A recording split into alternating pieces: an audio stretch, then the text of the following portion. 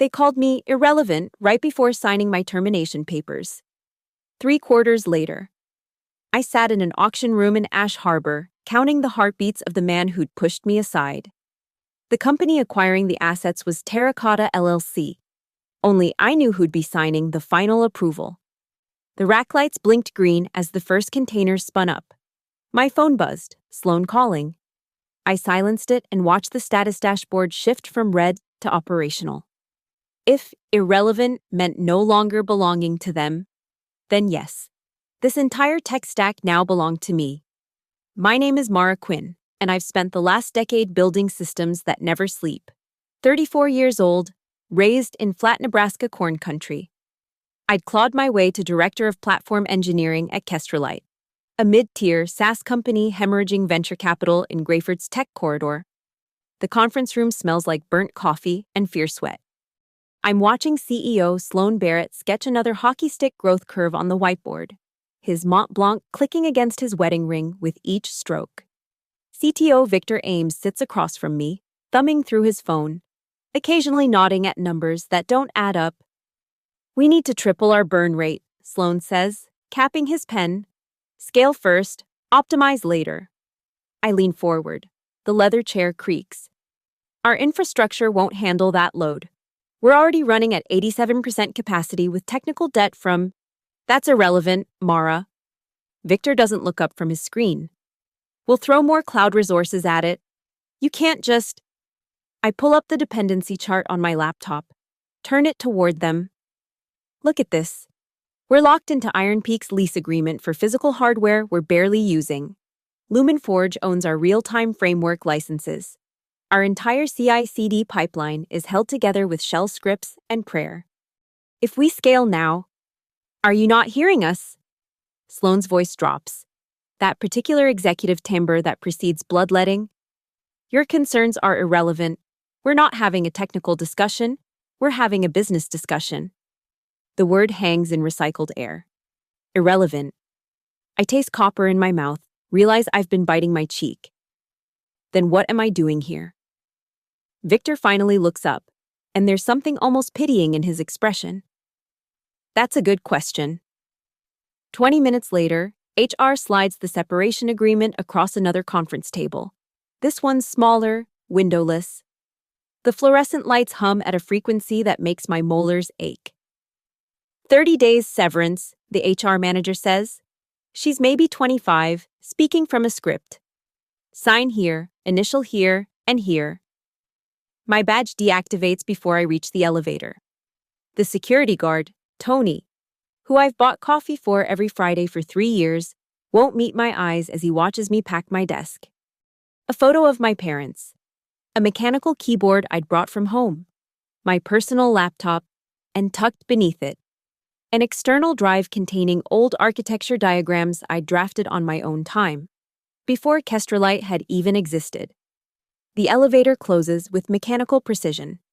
In the reflection of polished steel doors, I look like someone else, someone who just became nobody in the span of 47 minutes. Outside, Grayford's perpetual drizzle mists my glasses. I sit in my car, engine off, watching employees I hired walk past without seeing me. My phone buzzes. Jules, asking if I'm free for dinner. I don't answer. Can't form words yet. Instead, I open my laptop and pull up Kestrelite's public filings. SEC documents, vendor announcements, conference presentations where Sloan promises revolution while standing on infrastructure I built. There, buried in supplementary materials. Iron Peak leasing, $2.3 million outstanding. Lumen Forge Technologies, licensing fees compounding quarterly. Cross-collateralized cloud services through 3 different providers, each with termination penalties that would trigger cascading defaults. They called me irrelevant because I pointed out the fault lines. But fault lines don't disappear just because you refuse to look at them. I start the car, drive home to my 1-bedroom in Ash Harbor, 2 hours south where the rent is almost manageable. The apartment smells like the ghost of last night's takeout. I set up my laptop on the kitchen counter, pour 3 fingers of bourbon I can't afford, and begin mapping every vulnerability in the system I spent 5 years perfecting. I don't need to be loved. I don't need to be understood. I don't even need to be right. I need leverage. And they just showed me exactly where to find it. The unemployment checks barely cover rent. I've been living on instant ramen and spite for 3 months, doing freelance infrastructure audits that pay just enough to keep the lights on. My kitchen table has become a war room. Printouts of UCC filings, screenshots of GitHub commits, vendor contracts I pulled from public records requests. Jules stops by on a Tuesday. She's still in her law firm attire, Armani suit and exhaustion, carrying Thai food that costs more than my weekly grocery budget. You need to eat, she says, unpacking containers. And shower. And maybe stop stalking your former employer. I'm not stalking. I'm conducting market research. She glances at my laptop screen, where I have 17 tabs open, all related to Kestrelite's technical dependencies. Mara, this isn't healthy. Neither was being gaslit for 3 years. I accept the pad thai, realize I haven't eaten since yesterday. Did you know they just announced a Series B? $20 million. I know, I read TechCrunch too. Jules sits across from me, her expression careful. You need to move on. But I can't. Because every night at 3 a.m., I watch their status page. 17 outages in the last month. Response times degrading. They're drowning, and nobody sees it yet. I called Diego Pratt on a Thursday. We'd worked together before Kestrelite, back when we both believed in building things that lasted. He's independent now, consulting for companies that can actually afford him. Mara Quinn, he says. Heard you got shown the door. I got liberated. You free for coffee? We meet at a diner halfway between our places. Diego looks good, successful. I probably look like someone living on rage and caffeine. I need a favor, I tell him after the pleasantries. You need a job, I can make some calls.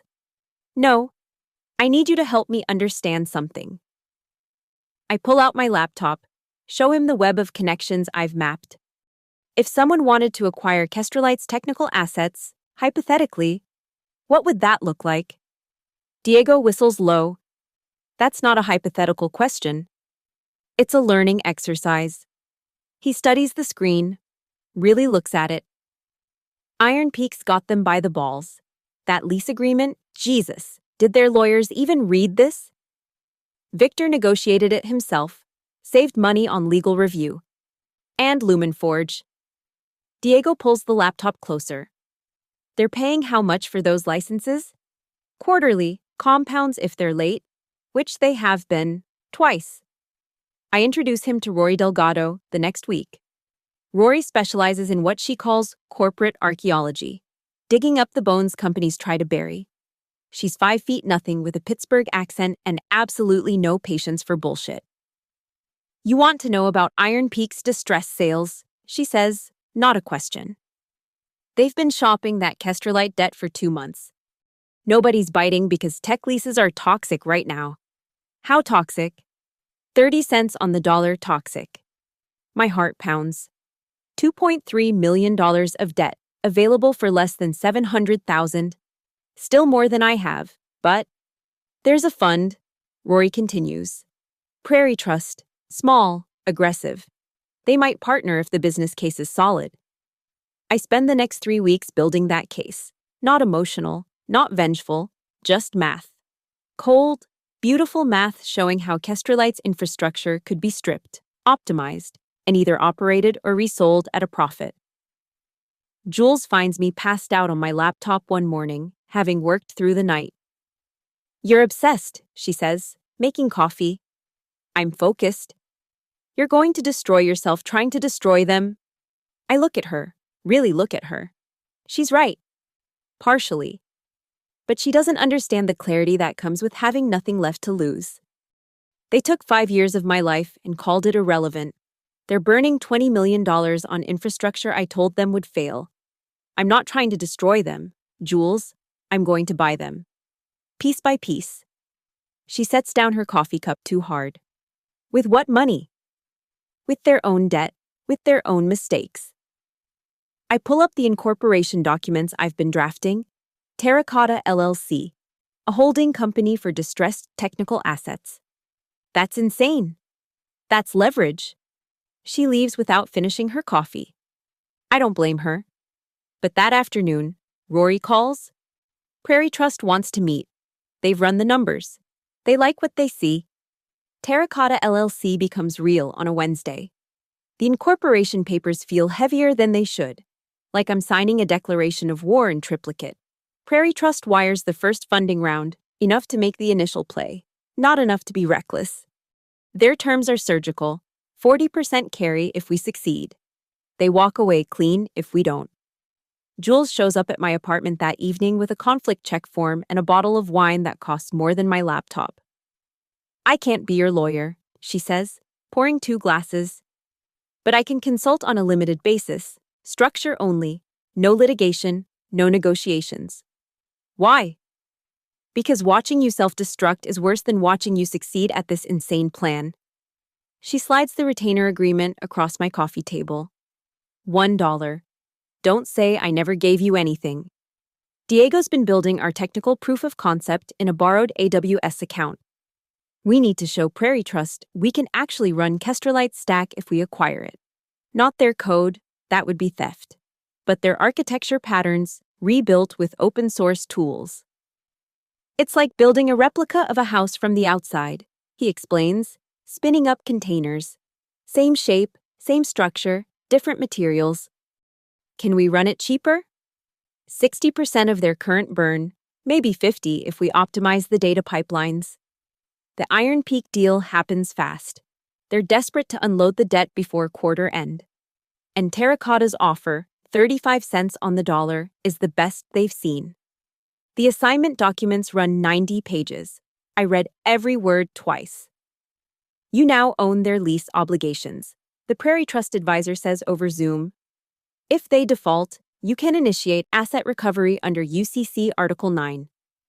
When they default, I correct? Their burn rate gives them maybe 60 days. Rory brings intelligence like offerings to a dark god. Lumen Forge is squeezing Kestrelite for overdue payments. A major enterprise client is shopping for alternatives. The new features Sloan promised aren't shipping. They're trying to raise a bridge round, she says, sliding a folder across my desk. I've rented a WeWork space, barely bigger than a closet. Valuations down 40% from Series B. I build the 3-point strategy on a whiteboard that barely fits on the wall. Point 1, control the debt, control the assets. We own Iron Peak's paper. When Kestrelite stumbles, we're first in line for the technical infrastructure. Point 2, value the stack precisely. Every repository, every deployment script, every license and configuration. Diego catalogs it all from public sources. Job postings reveal their tech stack. Conference talks expose their architecture. GitHub shows their open-source dependencies. Point 3. Prepare for operation. This isn't corporate raiding, it's technical rescue. I draft plans to hire back the engineers, the ones who actually built things while Sloan and Victor played CEO. Jules reviews the structure one last time. This is all legal, she says, sounding almost disappointed. Aggressive, but legal. I'm not breaking laws, I'm following them. Every covenant they signed, every obligation they ignored, it's all there in black and white. What happens when they realize who's behind Terracotta? They won't, not until it's too late. I pull up the operating agreement. Prairie Trust is the public face. I'm just a managing member of an LLC that happens to hold distressed debt. Diego finds the killing blow in their infrastructure. They've been lying about their uptime metrics, using a monitoring service that only checks their marketing site, not their actual application. Real availability is under 90%. Enterprise SLAs require 99.9. They're in breach, he says, showing me the logs. Every enterprise contract could terminate for cause. I update the valuation model. Without those contracts, Kestrelite's revenue drops by 60% overnight. Their stack becomes worth more than their company. The plan crystallizes like frost on glass. We'll wait for the default. now inevitable. Force the asset sale through proper channels. Bid just enough to win, not enough to waste capital. Then rebuild what they destroyed. Make it work like I always knew it could. You're not doing this for the money, Jules observes, watching me work. No. Or to build something better. Not primarily. You're doing it to prove you were never irrelevant. I stopped typing. Consider the accusation. I'm doing it because I can. Because they left the door open when they kicked me out. Because someone needs to save what we built from the people who never understood it. The terminal blinks. Another Kestrelite service just went down.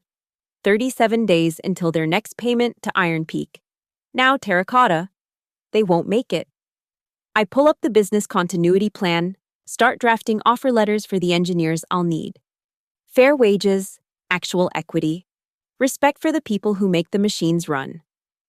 Don't become them, Jules warns as she leaves. I won't. I promise. I'll become what they feared. Competent. The certified letter arrives at Kestrelite on a Monday morning. I know because Rory has a source in their mailroom. Turns out underpaying administrative staff creates interesting loyalties. Delivered at 9:47 a.m., she texts me. Signed for by Victor Ames personally. The letter is pure legal machinery. Notice of debt assignment and payment acceleration. Terracotta LLC now holds their Iron Peak obligations. Payment schedule remains unchanged. 31 days until default. My phone rings at 2 p.m. Unknown number. But I recognize the area code. Grayford. Mara. Sloane's voice hasn't changed, still has that venture capital vodka smoothness. Interesting play. I don't know what you're talking about. This is a Terracotta LLC matter. Cut the shit, I know it's you. Your debt was trading at a discount. Someone was going to buy it. Market efficiency, right? The invisible hand you're always talking about. He pauses. I can hear his breathing, the click of his pen. You're a bitter little programmer playing with contracts you don't understand. I understand you owe $2.3 million in 29 days. Can you pay it? The line goes dead. Victor emails that night. Not to my Terracotta address, to my personal Gmail. You're embarrassing yourself. We're closing our Series C next week. This pathetic revenge fantasy? It's beneath you. I forward it to Jules. She responds immediately. Save everything. Don't respond. But the Series C doesn't close. Diego picks up chatter from his network. Investors are spooked by the technical debt. The downtime metrics someone leaked to TechCrunch?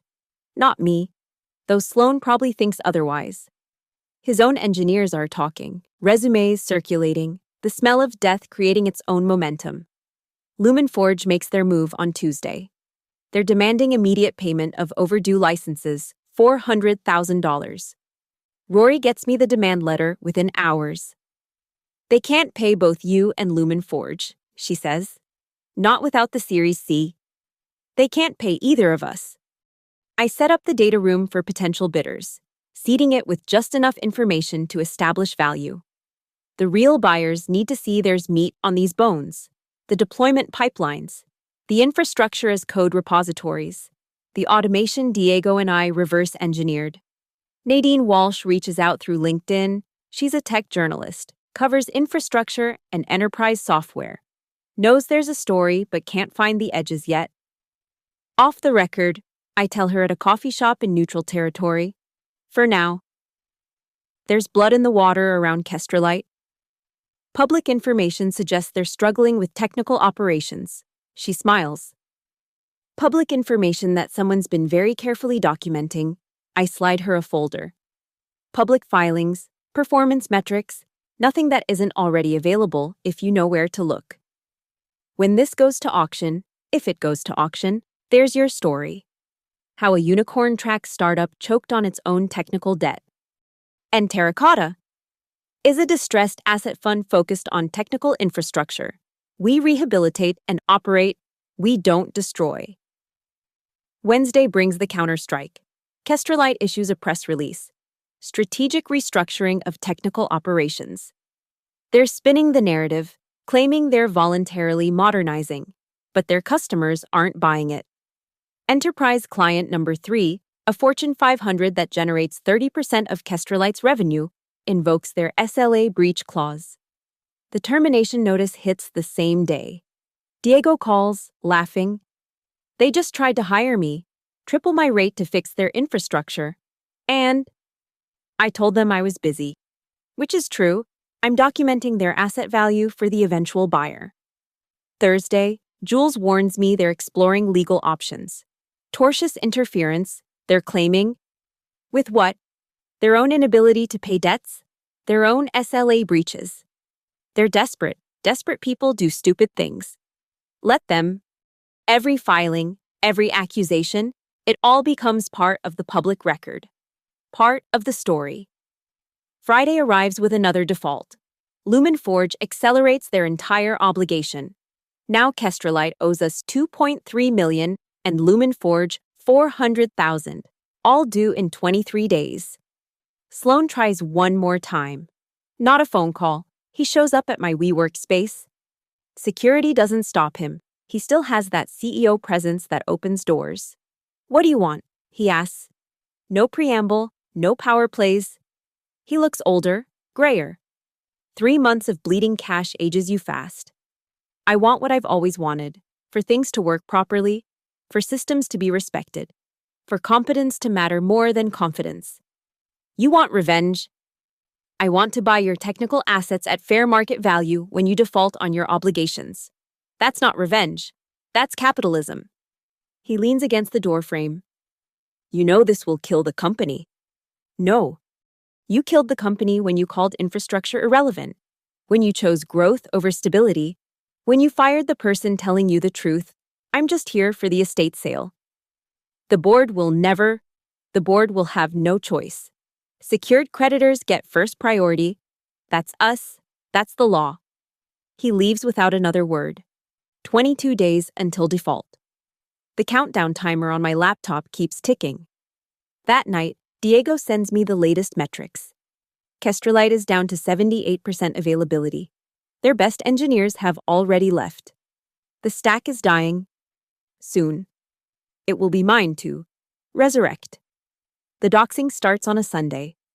My address, phone number, and photo spread across tech Twitter with the hashtag Vulture Capitalist. Sloan's fingerprints are all over it, though his lawyers were careful.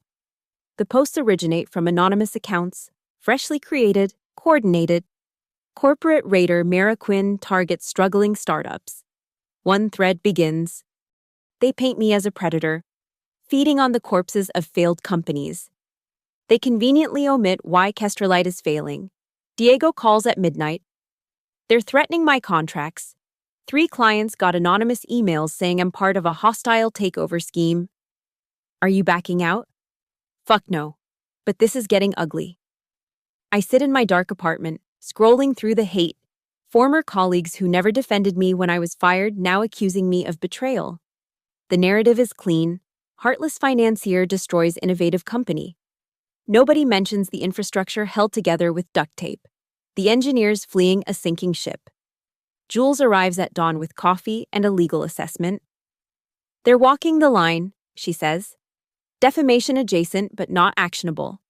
Yet, I don't care about my reputation. You should. If this goes to auction, other bidders might use this against you. I stare at the screen, at my own face photoshopped onto a vulture's body. Creative. Let them. The numbers don't lie, even if everyone else does. But the moral weight sits heavier than expected. Tuesday brings an email from Sandra Kim, one of my former engineers, still at Kestrelite, still trying to keep the lights on. I know what you're doing, she writes. When you take over, will you fire us all? We're not the ones who made these decisions. I write back immediately. No, the opposite. Anyone who wants to stay, stays. Better pay. Actual equity. The respect you deserve. Promise. Check the Terracotta Incorporation documents. Employee retention pool already allocated. She responds with a single word. Good. Wednesday. Rory brings intelligence that shifts everything. Kestrelite is shopping a fire sale. They're approaching competitors, trying to sell the whole company for assumption of debts. Who's biting? Voltbeam, maybe others. They'd gut the client list and kill the product. This changes the calculus. If Voltbeam acquires Kestrelite, every engineer loses their job. Every line of code gets buried. The infrastructure I spent 5 years building becomes digital ash. We need to accelerate. I tell Prairie Trust on an emergency call. Stick to the plan. Let them default. If Voltbeam, then we bid against Voltbeam. We have senior position. Thursday night, I can't sleep. I walk to the beach. Let the Pacific fog soak through my jacket. The ocean doesn't care about our small revenges, our human need to matter. My phone buzzes. Jules. You're spiraling. Where are you? Beach. Thinking. About becoming the villain in my own story. She finds me an hour later, brings a blanket that smells like her apartment, like a life with cleaner choices. You're not a villain, she says. You're angry. There's a difference. I'm going to put people out of work. No, Sloan and Victor did that. You're offering to hire them back. Under my terms. Under fair terms. Which is more than they have now. We sit in silence, watching the waves eat the shore. Finally, she asks the question that's been hovering for weeks. What happens after, when you own it all? I run it, properly, efficiently. The way it should have been run. And Sloan, Victor? They'll move on. Fail upward to another startup. Golden parachutes while the engineers who built everything scramble for jobs. Unless you hire them. Unless I hire them. I pull out my phone, show her the draft retention offers. 80% of their current salaries guaranteed for 6 months. Equity based on performance. Health insurance that actually covers things. That's generous. That's strategic. I need them to make this work. But also, I pause, try to find words for the feeling. They didn't call me irrelevant. They were just trying to survive in a system that rewards confidence over competence. When did you become philosophical? When I realized revenge tastes better when it's constructive. Friday brings the news we've been expecting. Kestrelite misses payroll. Not executives, they got paid. But engineers, support staff, the people who actually do the work. Sandra Kim texts me. It's happening. Diego forwards the internal all-hands invite. Strategic options discussion, mandatory. 7 days until default. The board is meeting this weekend. Voltbeam is circling. My phone rings constantly. Journalists, competitors, vultures who smell the blood I spilled. But late Friday, an unexpected email. From Victor. You were right about the infrastructure. I'm sorry I called you irrelevant. When this is over, however it ends, we should talk. I don't respond. But I add his name to the retention list. Forgiveness might be beyond me. But waste? That truly would be irrelevant. Monday arrives with legal precision. Kestrelite defaults on the Iron Peak obligation, now Terracotta's $2.3 million. The notice of default is filed at 9:01 a.m. Eastern Time. By 9:15, it's public record. Sloan's emergency injunction attempt fails before lunch. Judge Merrow in Halcyon County District Court barely glances at their filing. You borrowed money. You signed contracts. You can't pay. This is not complex litigation. Counselor, this is arithmetic. The UCC Article 9 machinery begins its work. Secured creditor. Valid default. Technical assets as collateral. The law moves with industrial efficiency when the paperwork is clean. Tuesday. Kestrelite's board meets for 9 hours. Rory has someone in the building who texts updates. Shouting? Accusations? 2 directors resign on the spot rather than face personal liability. Voltbeam formally offers to acquire the company for assumption of debts plus $1. It's insulting and perfect. They get the customer list. Kill the product. Eliminate a competitor. The engineers get nothing. We can't let that happen, Diego says. We're mapping asset valuations in my workspace, the walls covered with infrastructure diagrams. We won't. Secured creditors get first bite. That's us. Wednesday brings lawyers. Kestrelite's team files every motion they can think of: emergency stay, fraudulent transfer claims, tortious interference. Jules tracks each filing, texts me updates with surgical precision. All denied or deferred. Judge wants this in auction. Clean. The auction is set for Friday, 3 days. Halcyon County Courthouse. Room 401, 2 p.m. Pacific. Public notice goes out through standard channels. Bidders must pre-qualify by Thursday noon. Voltbeam will bid, Rory confirms. Maybe Stratos. Couple of private equity shops sniffing around. I update our maximum bid calculation. The infrastructure is worth $4 million if operated correctly. We can go to 3.5 and still profit. Higher if necessary. But Prairie Trust won't approve more without additional investors. Thursday, pre-qualification. Terracotta LLC approved, Voltbeam approved. A surprise, Meridian Partners, a fund nobody expected. Sandra Kim texts, "We're all watching, entire engineering team, rooting for Terracotta." I want to tell her not to hope. Hope is dangerous in acquisition scenarios. But I type back, "Retention offers ready, just need signatures after tomorrow." Sloan makes one last attempt. Not legal this time, personal. He shows up at my apartment at 10 p.m. No security here to stop him. "Name your price," he says when I open the door, to walk away. There is no price. Everyone has a price. My price was being treated like my work mattered. That offer expired when you called me irrelevant. He looks older in the hallway fluorescence. The startup CEO veneer has cracked, showing something more human underneath. The board wants me gone either way. I'm finished. You'll be fine. Your type always is. Another board seat, another CEO role, another chance to fail upward. Is that what you think this is about? Personal survival? I think you confused confidence with competence.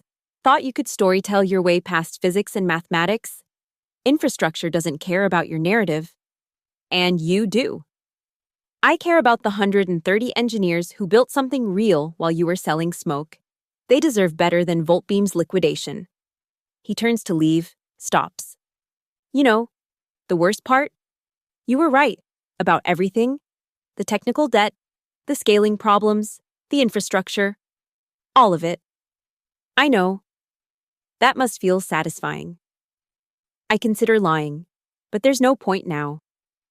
It feels like watching something you love die slowly, then getting the chance to perform CPR. Satisfying isn't the word. He leaves without responding. Tomorrow, the auction, tomorrow, we find out if revenge can be constructive. I don't sleep. Instead, I review the bid strategy with Diego one final time. Opening at 1 million. Escalate in 100,000 increments. Hold at 3 million until forced higher. Maximum 3.7 before requiring Prairie Trust approval. You ready for this? Diego asks. I've been ready since they locked me out of the building. Jules texts at 2 a.m. Whatever happens tomorrow, you've already won. You proved you weren't irrelevant. Everything else is details. But details matter. The difference between Terracotta and Voltbeam is the difference between resurrection and cremation. Between engineers keeping their jobs and starting over. Between infrastructure maintained and infrastructure destroyed. Friday morning, I dress carefully. Not venture casual. Not tech bro chic. A proper suit. The one I bought for my father's funeral. Seems appropriate for another kind of ending. The courthouse smells like old paper and floor wax. Room 401 is smaller than expected. Voltbeam sent 3 representatives. Meridian sent 2. I sit alone for Terracotta. Laptop open, connected to Prairie Trust's traders by phone. At exactly 2 p.m., the auctioneer begins. Lot 1, Technical Assets of Kestrelite, Inc., including but not limited to. The list is long. Everything I built. Everything they broke. Everything that could be again. Opening bid set at $1 million, the auctioneer announces. His voice echoes off wood paneling that's seen 40 years of corporate deaths. 1 million. I raise my paddle. Number 7. Lucky. Maybe. 1.2. Voltbeam immediately counters. Their lead, a woman in Prada, doesn't even look up from her phone. 1.3. My voice stays steady. My pulse doesn't. The early rounds move fast. Meridian drops out at 2 million.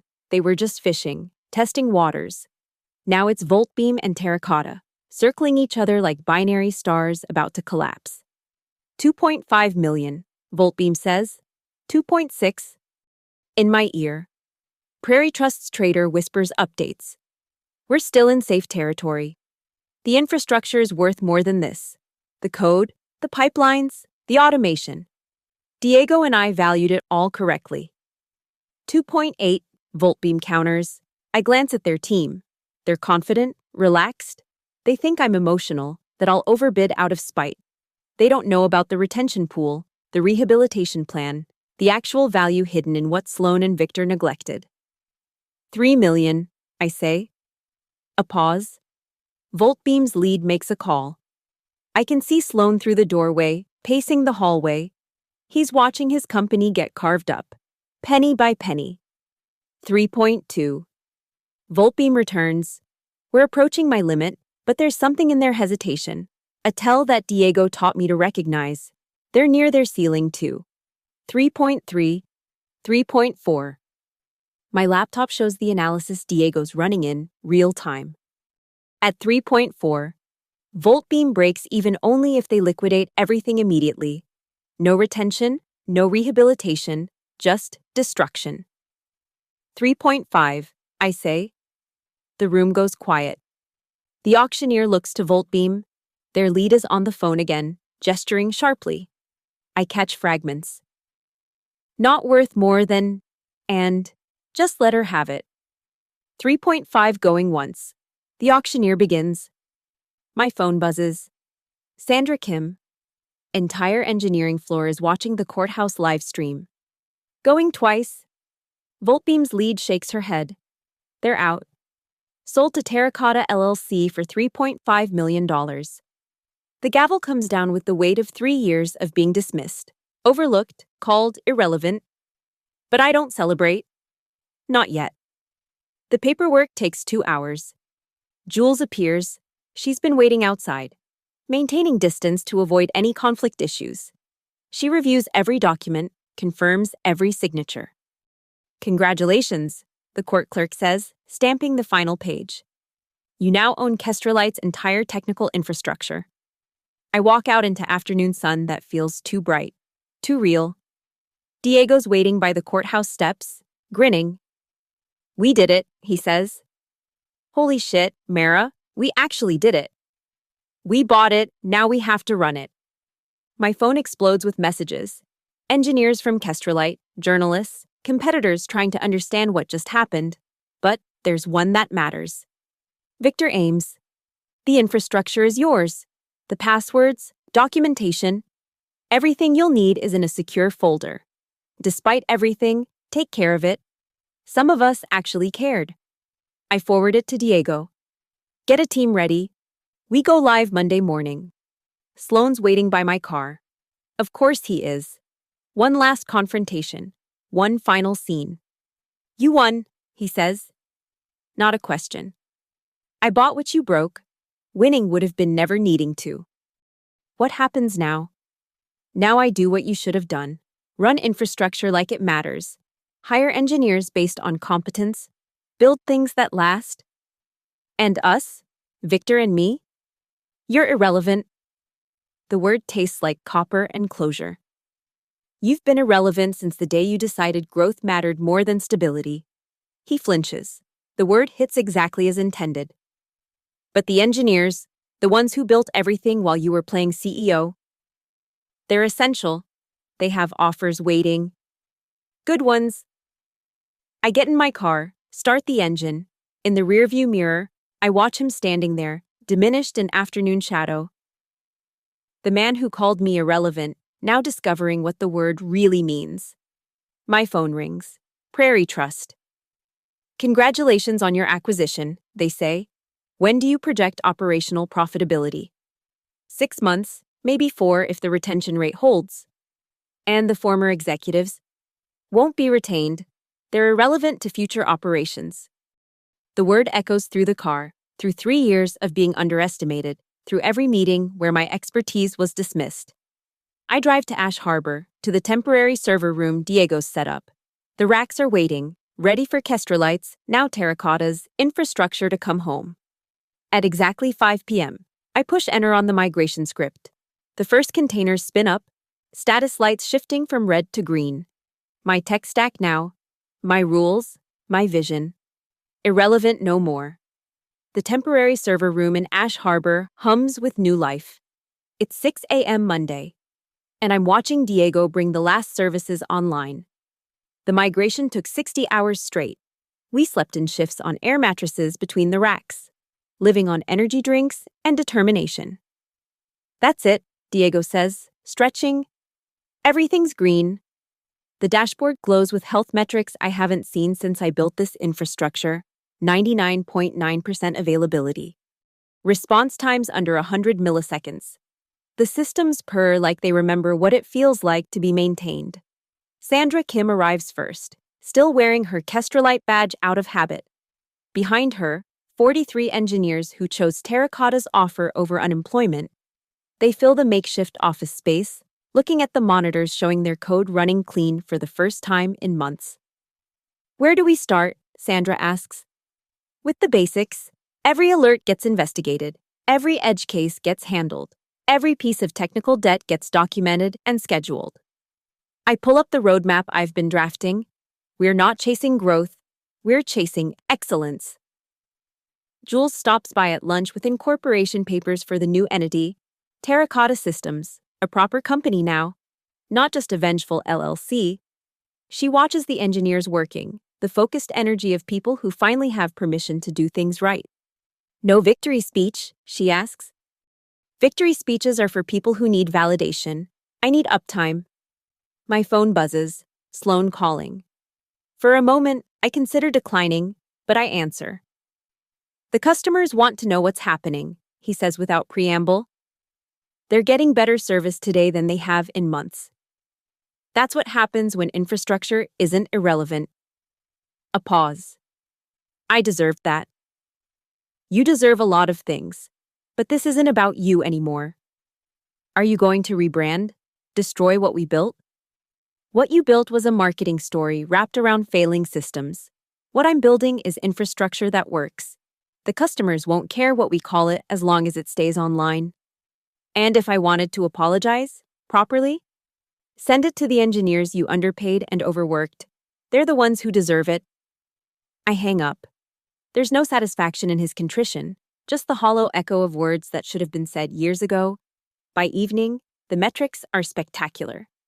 Not the fake hockey stick growth Sloan used to worship, but real operational excellence, the kind that lets engineers sleep at night. Victor Ames sends one last email. The infrastructure looks happy. Take care of it. Take care of them. I don't respond. But I add his name to the consulting pool. Not forgiveness, just pragmatism. He knows where the bodies are buried in the code.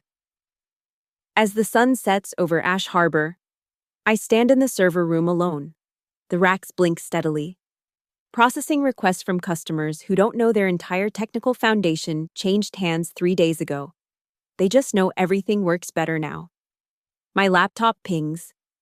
A pull request from Sandra's team, already fixing a bug that's been ignored for 6 months.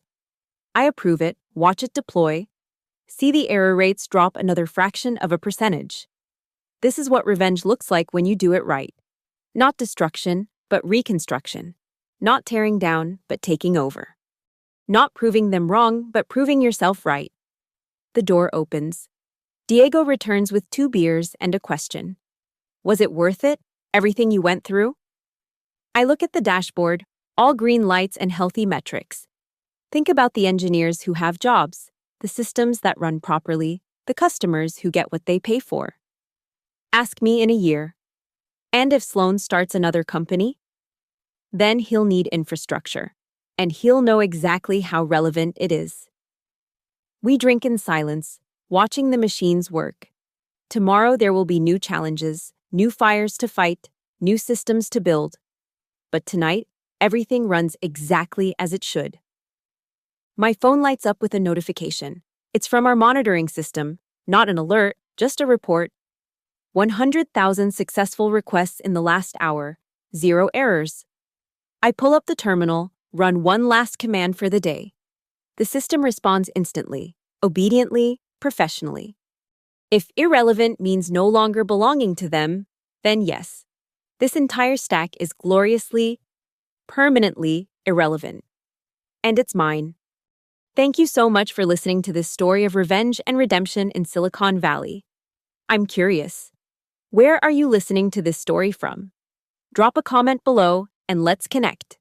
Whether you're in tech, business, or just love a good revenge tale, I'd love to hear your thoughts. Don't forget to subscribe to the channel for more stories like this and share what you think about Mara's journey. Was her revenge justified? What would you have done in her position? Let me know in the comments.